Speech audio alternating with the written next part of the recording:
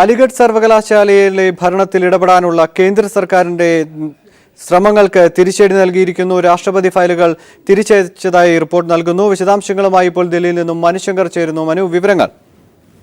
അനന്തു, അലിഗഡ് സർവകലാശാല ഭരണത്തിൽ ഇടപെടാനുള്ള കേന്ദ്ര നീക്കത്തിന് വലിയൊരു തിരിച്ചടിയാണ് ഇപ്പോൾ ഏറ്റിരിക്കുന്നത്. അലിഗഡ് സർവകലാശാലയുടെ ഭരണ കൗൺസിലിലേക്ക് സർക്കാർ തന്നെ ശുപാർശ ചെയ്ത ചില ആളുകളെ നിയമിക്കുന്നതിനുള്ള ശ്രമങ്ങൾ തുടരെ നടന്നിരുന്നു.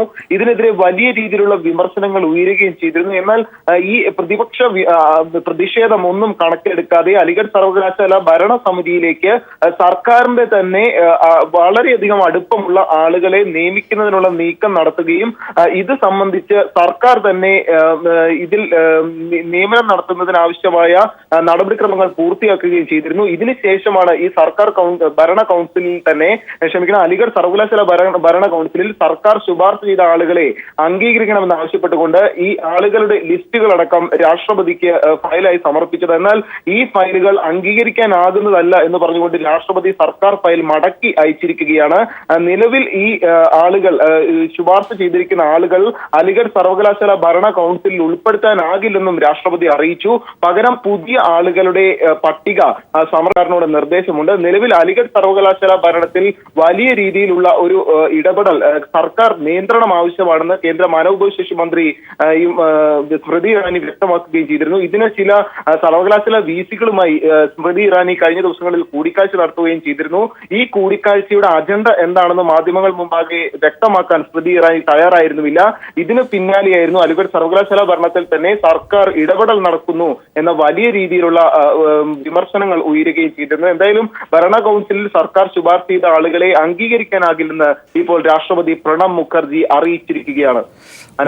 മനു, സർവകലാശാല അല്ലെങ്കിൽ വിദ്യാഭ്യാസ മേഖലയിലേക്ക് കടന്നു കയറാൻ തങ്ങളുടെ അപ്രമാദിത്വം ഉറപ്പിക്കാനുള്ള ഒരു ശ്രമം ആദ്യം പൂനെ ഫിലിം ഇൻസ്റ്റിറ്റ്യൂട്ടിലേക്ക്, അതിനുശേഷം JNU ക്യാമ്പസിലേക്ക്, ഇപ്പോൾ അലിഗഡ് സർവകലാശാലയിലേക്കും ആ ഒരു അപ്രമാദിത്വം അത് ഊട്ടിയുറപ്പിക്കാനുള്ള ഒരു ശ്രമമല്ലേ സർക്കാരിന്റെ ഭാഗത്തുനിന്നുണ്ടാവുന്നത്? തീർച്ചയായിട്ടും അങ്ങനെ തന്നെ വേണം കരുതാൻ. കാരണം അലിഗഡ് സർവകലാശാല ഭരണത്തിൽ സർക്കാരിന്റെ നിയന്ത്രണം ആവശ്യമാണെന്ന് സ്മൃതി ഇറാനി വ്യക്തമാക്കിയിരുന്നു. ഇത് സംബന്ധിച്ചുള്ള ഇടപെടൽ സർക്കാർ തലങ്ങളിൽ നിന്ന് നടത്തേണ്ട സമയം അതിക്രമിച്ചെന്നും വിവിധ തലങ്ങളിൽ നിന്ന് BJP MP-മാർ അടക്കം പ്രതികരിക്കുകയും ചെയ്തിരുന്നു. ഇതിന് പിന്നാലെയായിരുന്നു അലിഗഡ് സർവകലാശാല VC-മാരെ പോലും വിളിച്ചു വരുത്തുകയും ഇത് സംബന്ധിച്ചുള്ള ചർച്ചകൾ നടത്തുകയും എന്നാൽ ഇതിനുശേഷം ഈ സർവകലാശാല ഭരണ കൗൺസിലിലേക്ക് സർക്കാർ ശുപാർശ ചെയ്ത ആളുകളെ നിയമിക്കുന്നതിനുള്ള ശ്രമങ്ങൾ നടത്തുകയും ചെയ്തത്. വേണ്ടത്ര രീതിയിൽ യോഗ്യത ഇല്ലാത്ത ആളുകളെ ഈ ഭരണ കൗൺസിലിലേക്ക് സർക്കാർ ശുപാർശ ചെയ്യുന്നുണ്ട് എന്നൊരു വിമർശനം പ്രതിപക്ഷം ഉന്നയിക്കുകയും ചെയ്തിരുന്നു. മാത്രമല്ല, നിലവിൽ മുന്നോട്ട് വച്ചിട്ടുള്ള അംഗീകൃതമായ ആവശ്യമായ മാനദണ്ഡങ്ങൾ പാലിക്കാതെയുള്ള ആളുകളെ ഭരണ കൗൺസിലിലേക്ക് സർക്കാർ ഇടനാഴിയിലൂടെ ശുപാർശ ചെയ്യുന്നു എന്നൊരു വിമർശനവും ഉയരുകയും ചെയ്തിരുന്നു. ഇതിന് പിന്നാലെയായിരുന്നു ഇതെല്ലാം ഖണ്ഡിച്ചുകൊണ്ട് ഇതൊന്നും പരിഗണിക്കാതെയും തങ്ങളുടെ തന്നെ താല്പര്യപ്രകാരമുള്ള ചില ആളുകളെ ചില കാലങ്ങളായി ഒരുപക്ഷെ പാർട്ടി പ്രവർത്തനം പോലും നടത്തിയിരുന്ന ചില PR വർക്കുകൾ പോലും നടത്തിയിരുന്ന ആളുകളെ ഈ ഭരണ കൗൺസിലിലേക്ക് ശുപാർശ ചെയ്യുന്നതിന് വലിയ രീതിയിലുള്ള ശ്രമങ്ങൾ നടക്കുന്നുണ്ട് എന്നൊരു വിവാദവും ഉയർന്നിരുന്നു. ഇതിന് പിന്നാലെയായിരുന്നു ഇവരെ അംഗീകരിച്ചുകൊണ്ട് ഒരു പട്ടിക സർക്കാർ പുറത്തിറക്കിയത്. തങ്ങൾ ആദ്യ സമയങ്ങളിൽ അംഗീകരിച്ച അതേ പട്ടിക തന്നെയാണ് അവസാന സമയവും സർക്കാർ മുന്നോട്ട് വെച്ചത്. ഈ പട്ടിക സംബന്ധിച്ചുള്ള ശുപാർശ അംഗീകരിക്കണമെന്ന് ആവശ്യപ്പെട്ടുകൊണ്ടാണ് കഴിഞ്ഞ ദിവസം രാഷ്ട്രപതി പ്രണബ് മുഖർജിക്ക് സർക്കാർ തന്നെ അംഗീകരിച്ച ഫയൽ അയച്ചത്. എന്നാൽ ഈ ഫയൽ പരിശോധിച്ചതിന് ശേഷം ഈ ഭരണ കൗൺസിലിലേക്കുള്ള സർക്കാർ കടന്നുകയറ്റം അനുവദിക്കാനാകുന്നതല്ലെന്ന് രാഷ്ട്രപതി ചൂണ്ടിക്കാട്ടുകയുണ്ടായി. പകരം ഈ സർക്കാർ ശുപാർശ ചെയ്ത ഈ ആളുകളുടെ പട്ടികയിൽ ഒരു പേര് പോലും അംഗീകരിക്കാനാകുന്നതല്ലെന്നും രാഷ്ട്രപതി പ്രണബ് മുഖർജി വ്യക്തമാക്കി. ഇതിനുശേഷമായിരുന്നു ഈ സർക്കാർ ഫയൽ മടക്കി അയച്ചത്. പകരം പുതിയ പേരുകൾ നിർദ്ദേശിക്കണമെന്നുകൂടി ഇപ്പോൾ സർക്കാരിനോട് രാഷ്ട്രപതി ആവശ്യപ്പെട്ടിരിക്കുകയാണ്. അതിനാൽ തന്നെ അലിഗഡ് സർവകലാശാല ഭരണത്തിൽ കേന്ദ്ര സർക്കാരിന്റെ ഇടപെടലിനുള്ള വലിയൊരു തിരിച്ചടിയാണ് ഇപ്പോൾ സംഭവിച്ചിരിക്കുന്നത്. മനു, ഇപ്പോൾ മേൽപ്പറഞ്ഞ JNU-ലടക്കം ഏതറ്റം വരെയും പോകുന്ന ഒരു സാഹചര്യമുണ്ടെന്ന് സൂചിപ്പിക്കുകയുണ്ടായി. അതിൽ ആ രീതിയിൽ നോക്കിയാൽ ഇപ്പോൾ രാഷ്ട്രപതി ഈ ഫയലുകൾ തിരിച്ചയച്ച സാഹചര്യത്തിൽ ഇനിയുള്ള സർക്കാരിന്റെ നടപടികൾ എന്താകും എന്നുള്ള സൂചനയുണ്ടോ? തീർച്ചയായിട്ടും സർക്കാർ ഇത് സംബന്ധിച്ച് ഈ പേരുകളിൽ തന്നെ ഉറച്ചു നിന്നേക്കുമെന്നൊരു സാഹചര്യം തന്നെയാണ് നിലനിൽക്കുന്നത് എന്നാണ് അറിയുന്നത്. നിലവിൽ ഒരുപക്ഷെ മറ്റു ചില തങ്ങളുടെ കക്ഷികൾക്ക് തന്നെ ഈ സർക്കാർ ശുപാർശ ചെയ്യുന്ന കക്ഷികൾക്ക് തന്നെ വീണ്ടും ഒരു അനുമതി നൽകണം എന്നൊരു നിർദ്ദേശം രാഷ്ട്രപതിക്ക് വീണ്ടും സമർപ്പിച്ചേക്കുമെന്നാണ് അറിയുന്നത്. എന്ത് വില കൊടുത്തും ഈ ഭരണ കൗൺസിലിൽ സർക്കാരിന്റെ തന്നെ ഒരു ആധിപത്യം ഉണ്ടാക്കണം എന്നൊരു ലക്ഷ്യം തന്നെ സർക്കാർ കൈവിട്ടേക്കില്ല എന്ന സൂചനകളാണ് സർക്കാർ ഇതര വൃത്തങ്ങളിൽ നിന്ന് ലഭിക്കുന്നത്. അതിനാൽ തന്നെ ഒരുപക്ഷെ അലിഗഡ് സർവകലാശാല ഭരണ കൗൺസിലിലേക്ക് സർക്കാർ തന്നെ മറ്റു ചില പേരുകൾ നൽകി ഈ ഭരണ സമിതിയുടെ നീക്കത്തിൽ കേന്ദ്ര സർക്കാരിന്റെ തന്നെ ഇടപെടൽ ഉറപ്പുവരുത്തിയേക്കുമെന്ന് തന്നെയാണ് അറിയുന്നത്. ഇത് സംബന്ധിച്ച് പുതിയ ഒരു പട്ടിക കൂടി രാഷ്ട്രപതിക്ക് അയച്ചേക്കുമെന്നാണ് അറിയുന്നത്. ഇതുകൂടി പരിശോധിച്ച് രാഷ്ട്രപതി ഇനി എന്ത് നിലപാട് സ്വീകരിച്ചേക്കും, എന്ത് നിലപാട് വ്യക്തമാക്കിയേക്കും എന്നതാകും ശ്രദ്ധേയമായ കാര്യം. അനന്തു, അലിഗഡ് സർവകലാശാലയിൽ ഭരണത്തിൽ ഇടപെടാനുള്ള സർക്കാരിന്റെ നീക്കത്തിന് വലിയ തിരിച്ചടി നേരിട്ടിരിക്കുകയാണ്. രാഷ്ട്രപതി ഇത് സംബന്ധിച്ച് സർക്കാരിന്റെ ഫയലുകൾ തിരിച്ചയച്ചുവെന്ന വിവരങ്ങളാണ് ഇപ്പോൾ ദില്ലിയിൽ നിന്നും മനുശങ്കർ നൽകിയത്. ജഗദീഷിന്റെ സ്ഥാനാർത്ഥിത്വത്തിനെതിരെ കൂടുതൽ കോൺഗ്രസ് നേതാക്കൾ രംഗത്ത്. പത്തനാപുരത്ത് കലോത്സവമല്ല, രാഷ്ട്രീയ പോരാട്ടമാണ് വേണ്ടതെന്ന് KPCC സെക്രട്ടറി G. രതികുമാർ പറയും. പത്തനാപുരത്ത് കെട്ടിയിറക്കിയ സ്ഥാനാർത്ഥിയെ വേണ്ടെന്ന് മുൻ കൊല്ലം DCC പ്രസിഡന്റ് എഴുകോൺ സത്യശീലൻ തുറന്നടിച്ചതിന് പിന്നാലെയാണ് G. രതികുമാർ ജഗദീഷിനെ സ്ഥാനാർത്ഥിയാക്കാനുള്ള കോൺഗ്രസ് നേതൃത്വത്തിന്റെ നീക്കത്തിനെതിരെ പരസ്യമായി രംഗത്തെത്തിയത്. പത്തനാപുരം രാഷ്ട്രീയ പോരാട്ടം നടക്കേണ്ട മണ്ഡലമാണെന്നും കലോത്സവമല്ല നടക്കുന്നതെന്നും രതികുമാർ ചൂണ്ടിക്കാട്ടി. പത്തനാപുരം നിയോജക മണ്ഡലത്തിൽ ഒരു രാഷ്ട്രീയ മത്സരമാണ് നടക്കേണ്ടത്. കഴിഞ്ഞ 15 വർഷക്കാലമായി UDF-നൊപ്പം നിന്ന് MLA ആയി, മന്ത്രിയായി ഈ ഗവൺമെന്റിന്റെ എല്ലാ ആനുകൂല്യങ്ങളും പറ്റി ഒരു നിർണായക ഘട്ടത്തിൽ UDF-നെയും ഉമ്മൻചാണ്ടി ഗവൺമെന്റിനെയും തള്ളിക്കളഞ്ഞ് രാജ്യസഭാ ഇലക്ഷനിൽ നമ്മൾ വോട്ട് ചെയ്യാതെ ഇവിടുത്തെ UDF പ്രവർത്തകരെ വഞ്ചിച്ച് ഇടതുപക്ഷം മുന്നിൽ നിൽക്കുന്ന KV ഗണേഷ് കുമാറിനെതിരെയുള്ള ജനങ്ങളുടെ വിധിയെഴുത്തിനായി കാത്തിരിക്കുകയാണ്. ഇതൊരു രാഷ്ട്രീയ മത്സരമാണ്. ഇവിടെ ജനങ്ങൾ ആഗ്രഹിക്കുന്നതും UDF പ്രവർത്തകർ ആഗ്രഹിക്കുന്നതും ഒരു രാഷ്ട്രീയ മത്സരത്തിന് വേണ്ടിയാണ്, അല്ല ഇതൊരു കലോത്സവ മത്സരമല്ല. അതുകൊണ്ട് ഈ തെരഞ്ഞെടുപ്പിനെ പത്തനാപുരത്തെ ജനാധിപത്യ വിശ്വാസികൾ രാഷ്ട്രീയമായി നേടാൻ ആഗ്രഹിക്കുകയാണ്. ജഗദീഷ് എന്നല്ല, പുറത്തുനിന്നുള്ള ഒരു സ്ഥാനാർത്ഥിയെയും വേണ്ടെന്ന നിലപാടിലാണ് കോൺഗ്രസ് നേതാക്കൾ, പ്രത്യേകിച്ച് സീറ്റ് പ്രതീക്ഷിച്ച് കഴിയുന്നവർ.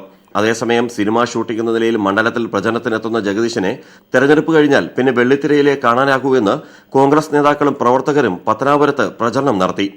എന്നാൽ ജഗദീഷിന്റെ ചിത്രങ്ങൾ പത്തനാപുരത്ത് ചിലർ സ്ഥാപിച്ചതോടെ യൂത്ത് കോൺഗ്രസ് പോസ്റ്റർ ഒട്ടിച്ചാണ് പ്രതിഷേധിച്ചത്. ആവശ്യം പോലെ സ്ഥാനാർത്ഥികൾ കൊല്ലം ജില്ലയിൽ ഉണ്ടായിട്ടും പുറമെ നിന്നുള്ളവരെ കെട്ടിയിറക്കാൻ അനുവദിക്കുന്നില്ലെന്ന് യൂത്ത് കോൺഗ്രസ് പോസ്റ്ററിലൂടെ ചൂണ്ടിക്കാട്ടി. രാജ്കുമാർ, ന്യൂസ് ബ്യൂറോ, കൊല്ലം.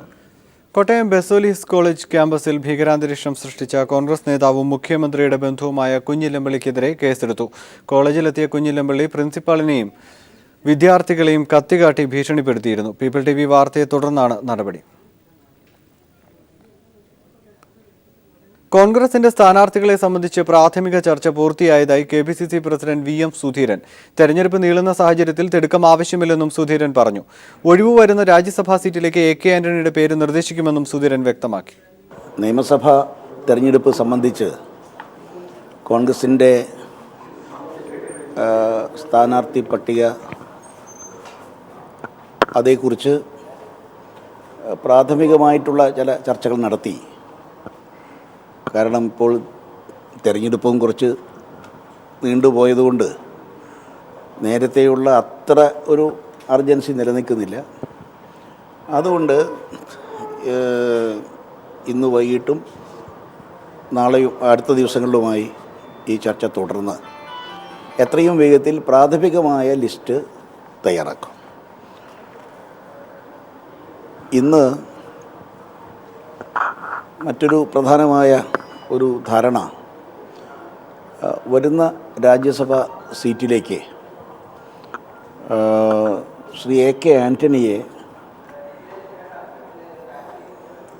നിർദ്ദേശിക്കാൻ കോൺഗ്രസ് ഹൈക്കമാൻഡിനോട് ശുപാർശ ചെയ്യാൻ തീരുമാനിച്ചിട്ടുണ്ട്. പാലക്കാട് ജില്ലയിലെ നെന്മാറ സീറ്റ് വേണമെന്ന JDU CMP നിലപാടിനെതിരെ യൂത്ത് കോൺഗ്രസ് രംഗത്ത്. ജില്ലാ പഞ്ചായത്ത് ഡിവിഷനുകളിൽ UDF-നായി മത്സരിച്ച JDU CMP കക്ഷികൾ 3ാം സ്ഥാനത്തേക്ക് പോയത് മുൻനിർത്തിയാണ് യൂത്ത് കോൺഗ്രസ് വിമർശനം. കഴിഞ്ഞ തവണ SJDക്ക് അനുവദിക്കുകയും പിന്നീട് കോൺഗ്രസിന് വിട്ടുനൽകുകയും ചെയ്ത സീറ്റാണ് പാലക്കാട് ജില്ലയിലെ നെന്മാറ. ആ സമയത്തു തന്നെ വരുന്ന തെരഞ്ഞെടുപ്പിൽ സീറ്റ് വേണമെന്ന് ആവശ്യപ്പെട്ടതായാണ് JDU ജില്ലാ നേതൃത്വം പറയുന്നത്. JDU ആവശ്യത്തോട് പരസ്യമായി പ്രതികരിച്ചില്ലെങ്കിലും സീറ്റ് വിട്ടു നൽകേണ്ടെന്ന നിലപാടിലാണ് കോൺഗ്രസ്. ജില്ലയിലെ മുതിർന്ന നേതാക്കളുടെ പേരുകൾ നെന്മാറയിലേക്ക് DCC KPCC മുമ്പാകെ സമർപ്പിച്ചിട്ടുണ്ട്. തദ്ദേശ തെരഞ്ഞെടുപ്പിൽ ജില്ലാ പഞ്ചായത്ത് ഡിവിഷനുകളിൽ മത്സരിച്ച JDU CMP സ്ഥാനാർത്ഥികൾ 3ാം സ്ഥാനത്തേക്ക് പോയതാണ് യൂത്ത് കോൺഗ്രസ് വിമർശനത്തിന് അടിസ്ഥാനം. നെന്മാറ മണ്ഡലം ഘടകകക്ഷികൾക്ക് നൽകാനുള്ളതല്ലെന്ന് യൂത്ത് കോൺഗ്രസ് സംസ്ഥാന സെക്രട്ടറി സജേഷ് ചന്ദ്രൻ പറഞ്ഞു. പരിചിതമല്ലാത്ത വ്യക്തികളും പരിചിതമല്ലാത്ത ചിഹ്നങ്ങളും വരികിൽ അത് നെന്മാറ നിയോജക മണ്ഡലത്തിൽ യേശില്ല എന്നുള്ളത് നമ്മൾ കാണുകയാണ്. പാലക്കാട് ജില്ലാ പഞ്ചായത്തിൽ UDF പിറകോട്ട് 3ാം സ്ഥാനത്തേക്ക് പോയ 2 മണ്ഡലങ്ങളിൽ ഒന്ന് പല്ലശ്ശേനയാണെങ്കിൽ മറ്റൊന്ന് CMP മത്സരിച്ച ഒരു ജില്ലാ പഞ്ചായത്ത് ഡിവിഷനായിരുന്നു. അതുകൊണ്ട് തന്നെ ഇത്തരം ഘടകകക്ഷികൾക്ക് സീറ്റ് നൽകാനുള്ള ഇടമല്ല നെന്മാറ എന്നുള്ളത് അതിന്ന് തന്നെ വ്യക്തമാണ്. എന്നാൽ പല്ലശ്ശേന ജില്ലാ പഞ്ചായത്ത് ഡിവിഷനിൽ UDF 3ാം സ്ഥാനത്ത് പോകാൻ കാരണം കോൺഗ്രസ് കാലുവാരലാണെന്നാണ് JDU നിലപാട്. കഴിഞ്ഞ തവണ MV രാഘവൻ മത്സരിച്ച സീറ്റ് തങ്ങൾക്ക് തന്നെ വേണമെന്ന ആവശ്യമാണ് CMP CP ജോൺ വിഭാഗം മുന്നോട്ട് വെക്കുന്നത്. News bureau, Palakkad.